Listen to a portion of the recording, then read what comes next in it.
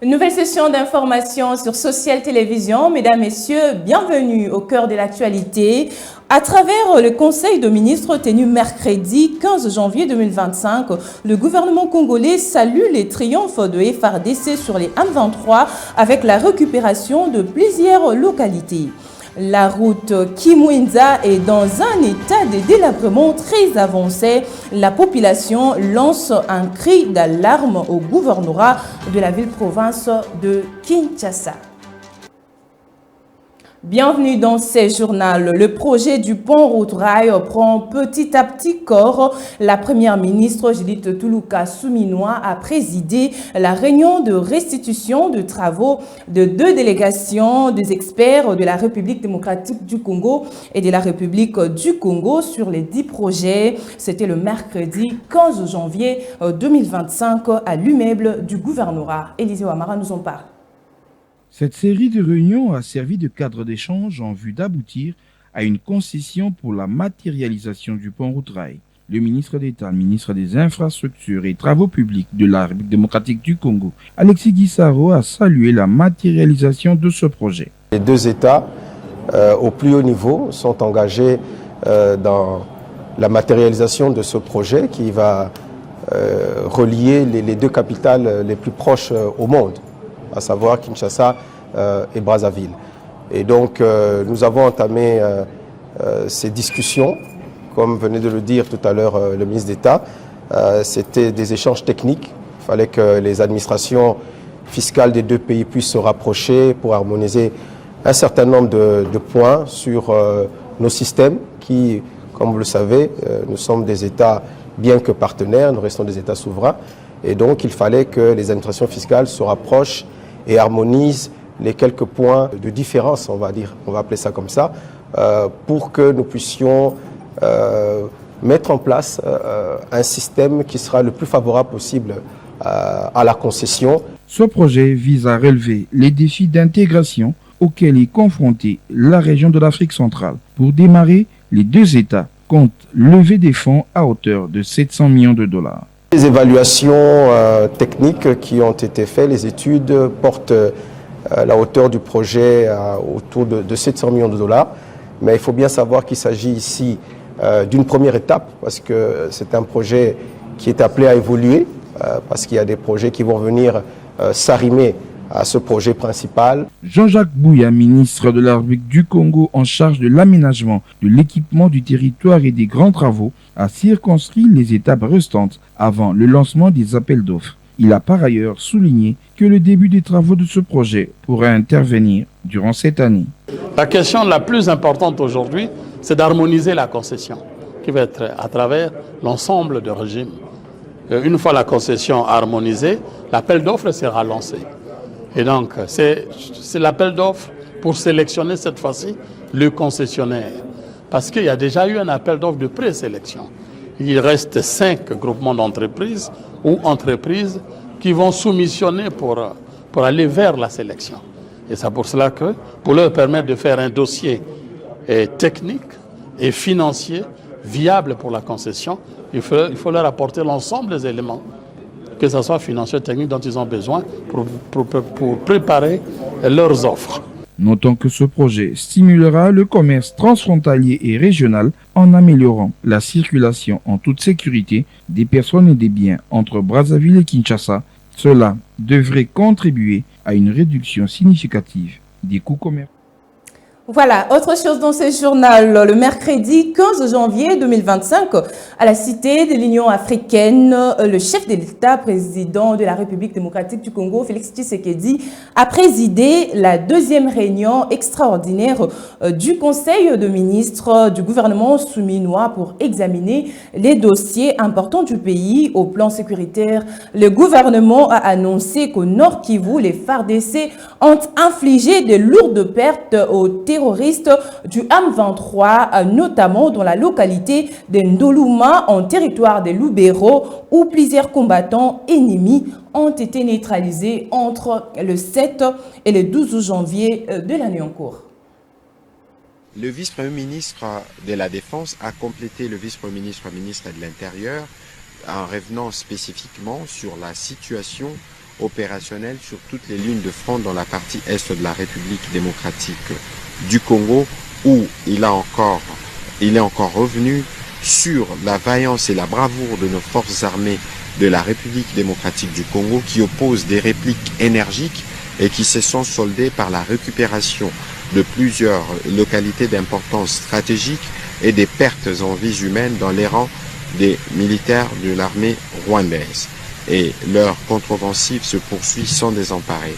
Dans les Nord Kivu, il a aussi informé que plusieurs terroristes du M23 RDF ont été neutralisés par les forces armées de la République démocratique du Congo dans la localité de Ndeluma en territoire de Lubero.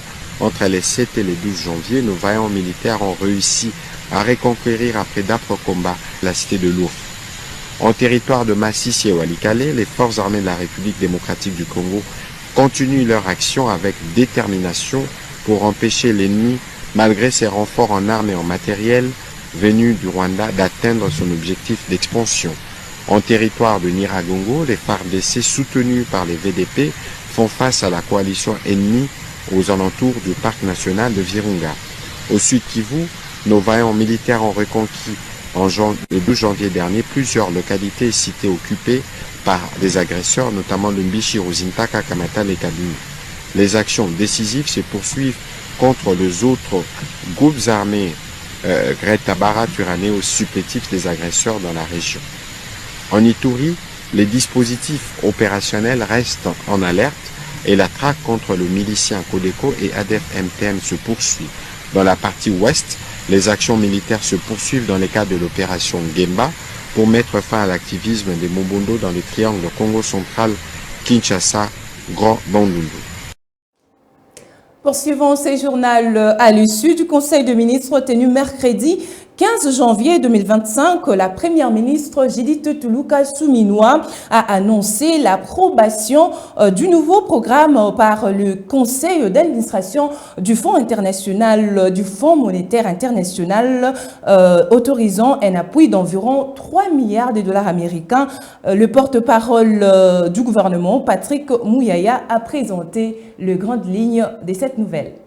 Avant la fin de ce Conseil de ministres, la première ministre chef du gouvernement a annoncé la bonne nouvelle, parmi les premières bonnes nouvelles de l'année, qui vient de tomber au terme de la réunion du Conseil d'administration du Fonds monétaire international FMI, qui a approuvé l'accord de service récemment conclu pour 2 programmes majeurs et autorisant un appui financier à la République démocratique du Congo de près de 3 milliards de dollars américains sur 3 ans.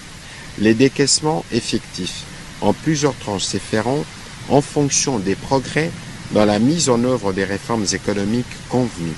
Le premier décaissement est attendu au terme de la réunion de ce jour, sera de 247 millions de dollars américains au titre d'appui à la balance de paiement. Tout en félicitant et en saluant la vision et le leadership du président de la République, chef de l'État, la première ministre a encouragé les membres du gouvernement, particulièrement ceux du secteur économique et financier, donc budget finance, Banque centrale, à redoubler d'efforts pour la mise en œuvre de réformes nécessaires pour renforcer la gouvernance économique et garantir le développement durable de notre pays. Le président de la République, à son tour, a aussi félicité les membres du gouvernement pour avoir atteint cet objectif. Changeons de chapitre, la République démocratique du Congo et l'Égypte évaluent avec satisfaction la mise en œuvre du projet de gestion intégrée de ressources en eau, séance présidée par la ministre d'État, ministre de l'Environnement, Eve Bazaïba, le mercredi 15 janvier 2025. Élisée Ouamara nous en parle. La ministre d'État, ministre de l'Environnement et du Développement durable, a tenu mercredi 15 janvier 2025 une séance de travail avec une délégation égyptienne conduite par le ministre des Ressources en eau et de l'Irrigation, le professeur Dr Hani Sewilam. Cette rencontre a porté sur l'évaluation du protocole d'accord signé en 2012 entre les deux pays pour la mise en œuvre du projet de gestion intégrer des ressources en eau en RDC. Sur les 6 composantes prévues dans ce protocole, 4 ont été évaluées avec satisfaction, à savoir, premièrement, le renforcement des capacités avec la formation des 186 experts congolais dans divers domaines, notamment la qualité de l'eau, la gestion des inondations, le changement climatique, le micro-barrage et le droit international sur l'eau. Deuxièmement, les forages de puits d'eau avec 6 puits d'eau équipés des systèmes solaires en cours d'exécution dans plusieurs localités périphériques de Kinshasa, à savoir Kingabwa, Badara, Nselebambu, Menkao, Mbokampolo et Kintini, en vue de fournir de l'eau potable aux populations. Troisièmement, les études de faisabilité réalisées pour les sites d'Mbakana 1 sur la rivière Lufimi, avec des discussions techniques et administratives en cours pour le lancement des travaux. Et quatrièmement, les échanges agricoles. Le site de Kinzono au plateau des Bateke a été sélectionné pour abriter un programme d'agriculture moderne avec un système d'irrigation conditionné par la stabilité sécuritaire dans la zone. La ministre d'État Eve Bazaïba a rassuré son hôte des efforts du gouvernement congolais pour garantir la mise en œuvre effective des actions restantes dans un délai raisonnable. Ce projet, financé par un don de 10,5 millions de dollars du gouvernement égyptien, reflète la volonté des deux pays de renforcer leur coopération bilatérale à travers la gestion durable des ressources en eau, et cela au profit de leurs populations respectives et du développement durable. La route Kimwinza dans la commune de Mongafula. Voilà, vous venez là de suivre un reportage signé par Alain Kachala. Autre chose dans ce journal, la population de Kimwinza ne sait plus à quel sens c'est voué avec la détérioration complète de sa route. Les constats établis par votre rédaction, on dit là, regardez.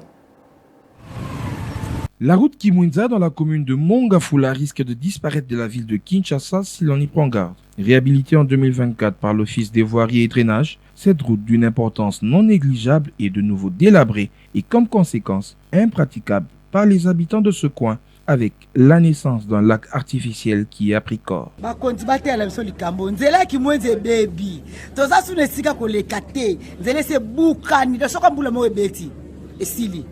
Biso to somba bloba comme ça to nyo comme moi ok matadiki bala ezate moi koleka ezate donc ozu banda awa si bana petit panier esuki wana petit panier ti deux chemins esuki wana ozu li sous deux chemins au pousse le dernier poteau et boukani ozu dernier poteau au mati sécurité donc moi ezate ba papa boyo kele bisoma tozali na difficulté moko ezali vraiment très capital dans la route qui moi Nzela oyo basalaki yango les années passées, mais maintenant awa tozali kati ya potopoto. Ezali na ba autorité balekaka nzela oyo bakendaka tourisme na lac Mavale bamonaka. Maintenant tala lelo nzela ekufi mai etelema liziba oyo eza ya lelo ti. Ça fait longtemps ezalaki muke awa na mita oyo eleki ndelo. Cette situation, combien plus alarmante, doit interpeller les autorités de la ville de Kinshasa pour une solution définitive.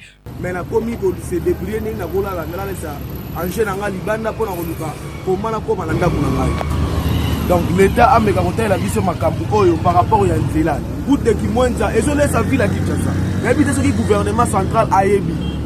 Kimwinza zo produire matembele ndunda maki mentele koza na état haute gouvernement central gouverneur ata la biso na likambo et ça passe soni siko ba mama ndunda bazo ndunda zo bwakama pendant que Kinshasa eza na nzala fa ndunda wana batu bali yango na route otala salite maya boyenkela boye bana bazo kende classe mwana moko uti ko chola bambana ki awa azoki derema be kwa kataka bo kwa kena école. Si vous avez bâti, vous avez souka wap, vous avez mboka, vous avez Kinshasa, boye salita boye route boye maye kaukakate, to souka ibana donc passe les kimini. Ba bo exception route Kimwinza oyo. Ah, tulika ya 1000 francs, to comme ko futa ba 4000 ba 5000 na transport, pona ni njela ebeli. To njela est comme impraticable.